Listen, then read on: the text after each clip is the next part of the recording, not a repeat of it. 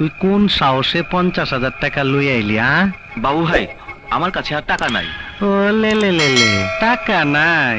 ভাই আমারে মাফ করে দেন। ও লে লে লে, মাপ কইরা দে না। আজিস নে, এখন এখন বাকি টাকা বাই কর।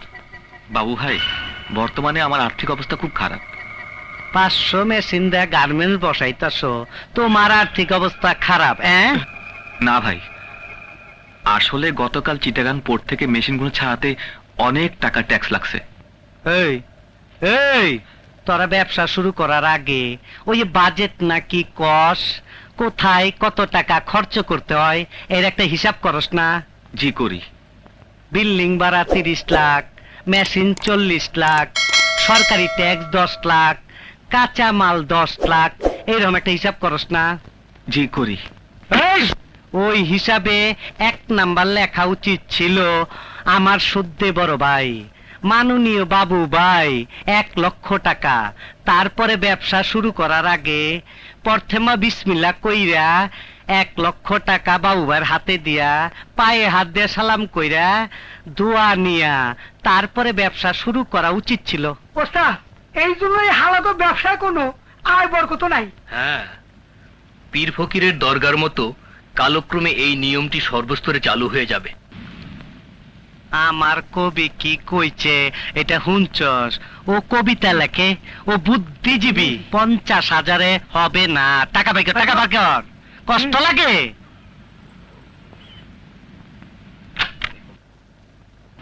এইটা আবার খুলছস কেন? এই দেখেন, আর 1 টাকাও নাই। তোর বেগে 1 টাকাও নাই, এর তা তো আমার গদি গড়েই দেখছি। এই গুডাউনে আনছি কেন জানস? জানস এইটা, এদিকে এদিকে, এইটা হইলো বাস। 1 বাসের উপরে হাত পাও রাইখা আরেক বাস উপরে দিয়া বাস ছেঁচাতে, বাস ছেঁচাতে, এইটার কয় বাস ছেঁচা। এদিকে এদিকে, এই যে রশি দেখতাছস, এই রশি দিয়া উপরে ঝুলাইয়া এই এই এই খারাপ খারাপ, এই যে রডটা দেখতাছস না, এই রডটা দা এদিকে। ওই যে চুলা দেখতাছস, চুলা এইটা দেখ, কিন্তু ভাত রান্ধা হয় না। গরম পানি কইরা নাকের ভিতরে ভেড়া ঢুকা দেয়। এইসব কাম করা শুরু হওয়ার আগে চেক আছে। আচ্ছা ঠিক আছে, লেখ। টাকার আগে দিল তার উত্তর কুপ্তা খাইতা না। লেখ শুয়ার হাত পা কাঁপে। টাকা পয়সা ব্যাংকে আছে তো, নাহলে হাত পা কাইটা আলামু কিন্তু। হে মহাশক্তি, হে সৃষ্টিকর্তা, হে ঈশ্বর, আজ বুঝিতে পারিলাম তোমাকে।